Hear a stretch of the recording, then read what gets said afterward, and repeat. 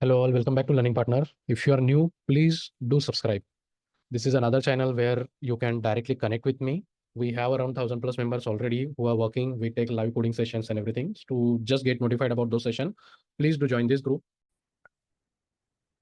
So till now in Angular 19 tutorial, we have almost completed everything. What are the basic topics we have? We have completed that. Then we have created a small car rental application project also with by using all the concept we have seen.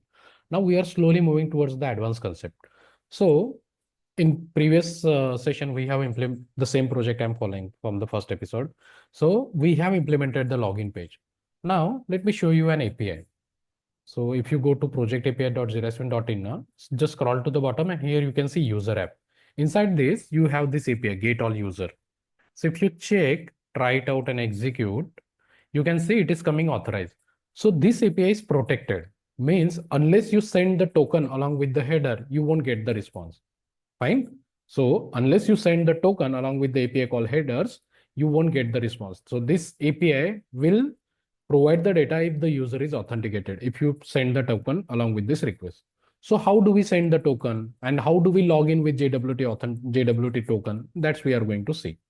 So here from create user, you have to create this because this is altogether different project. Fine. So here this API you will use to create the user. So let's create a user.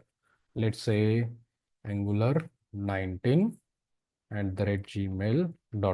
Just email ID I'm passing Angular 19 and password will be, let's say, 667788. Let's click on execute. So you can see my user got created. Let's try to log in with this user credential.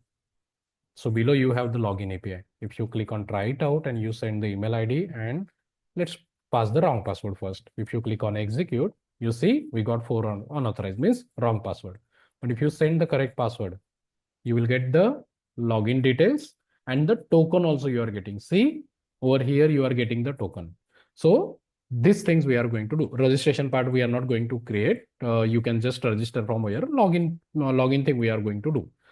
Fine. So this is the login API which we have to use. So let's go to the project. Let's open our login component. So by default, I think some another API we were using. Yeah, same API only we are using. Fine. So login page already it is created. In the previous episode, I will provide the link of that session also. Logs with same API, I have implemented the login thing. Now we will try to use our credential, what we created just now. Fine. So this will be my email ID. I will put it over here. Then password over here. Let's open the network tab. Now if we click on login, let's check the response. So if you see in response, we got the current user detail also and we got the token. Now this token we need to store either in session storage, local storage, cookies or anywhere, but in your application you need to store. Because after you log in, we are going to make API call to this API, get all user. This is protected API. Unless we send the token, this API won't give you the response. So we are using this admin component. So in admin component, we will make that API call. Fine. Now, once we are able to log in, we will store the local token into local storage. So local storage dot set item round bracket, sorry, local storage dot set item Angular 19 token. Just a key name I'm passing. And now where we are getting the token, result dot data dot token. So let's use that res dot data dot token. Fine. So whatever the token we get from the API, that we are storing into the local storage. Fine. Now in admin component, we will try to make that API call. So over here, we have already HTTP API call. So much practice we have did over here. Let's create API call function, get users. Simple API call, this dot HTTP dot get. And we need to pass the URL. Let's get the URL from API Swagger. So this is my URL. So let's copy and let's paste it over here. First, I will show you the issue. Then how do we resolve that? Let's add a subscribe. And let's add a debugger. Now this function I need to call on the page load. So we don't have ng on it. So in the constructor for now, I'm just calling this. We should not do this, but just it's a practice. So we are calling this function in the constructor. Fine. Now, if we reload the page, see get all user API call is there, but it is saying 401 means unauthorized, right? Because we didn't send the token. Now, where do we have to send the token? So you can see in net header section, we have request header, response header. So over request header, this is just key value pair data. Whenever we are making the API call, it's a nothing but request. So what so many key value pair data also we passed along with the request. So you can see these are the default some API calls key value pair data is there. Just like that, whatever the token we have got from the login and that we will store it over here. That token we need to send in the request header. So let's see how do we do that. On click of log off, we will navigate back to the login page. Let's save all. Let's try to log in again. What's the credential we have used? This is the email ID. Then password 667788 login. So once we do the login in the application, you can see we got the token, right? Now in every request, normally when we work on the project, we have a login page. Once we log in, we will get the token from that API. After the login API will be anonymous. Everyone can access that API without the token. But once you log in, after that, after every call, whatever the API call you are making after the login, with all the API call, you need to send the token.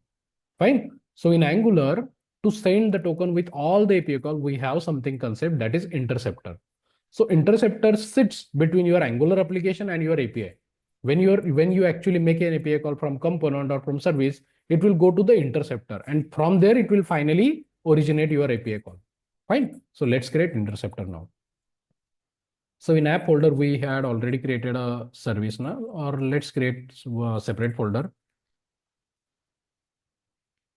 We can have so many interceptors also. We can have custom interceptor, then error interceptor. Again, if you are mocking API, that also you can do. So many interceptor we can create. Now, let's create an interceptor in this folder. Right click, let's open a terminal. Now, we have to create interceptor. So ng generate. Don't just put I, because I we use for creating interface also an interceptor. So write interceptor. And your interceptor name, let's say token interceptor. I'm giving token name, enter. So it will create an interceptor with the token name. See, token interceptor it has created. So now if you see, this is an arrow function. Up to Angular 15, we used to get means interceptor. Previously, it was a service, but now from Angular 16, we have got arrow function. We have got arrow function in the auth guard also and the here also. Fine. Now this is very basic interceptor function which we get. So what's the function it will implement? HTTP interceptor function. Fine. Now in this function, what code we need to write? Whatever the request you get, that you need to modify. So to modify the request, what you will do? First, you will read the local storage data. Means you need to read the token, what we stored in the login component. So let's say token is equal to local storage dot get item. What was the key with what we stored? That is Angular 19 token. So this token I'm passing it over here. So here we will get the token. Then we need to clone the request.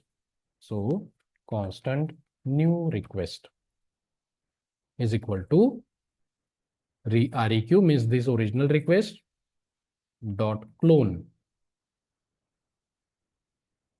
Fine. Now, whatever the request we have got, we are cloning that, creating a new request. But while cloning, we are adding headers. So set headers. Fine. In set header, what we need to set? Our authorization. So key name will be authorization.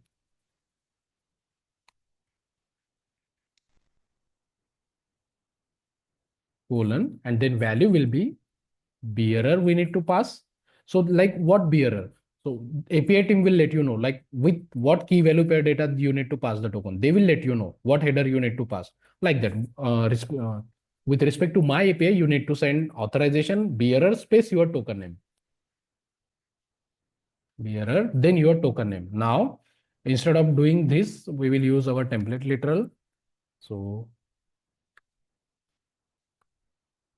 bearer, then space, dollar, curly bracket, and you need the token. So this token you will pass it over here. And this new request, clone request, you will pass. So this is your actually your API call will trigger form over here. So this is the simplest basic token what we are passing into the interceptor. But our work is not done. Just creating interceptor won't work. Now we need to register this interceptor in our app config. So over here, we have this provide HTTP client. Here you need to write use intercept. Wait, I forgot. What was that method?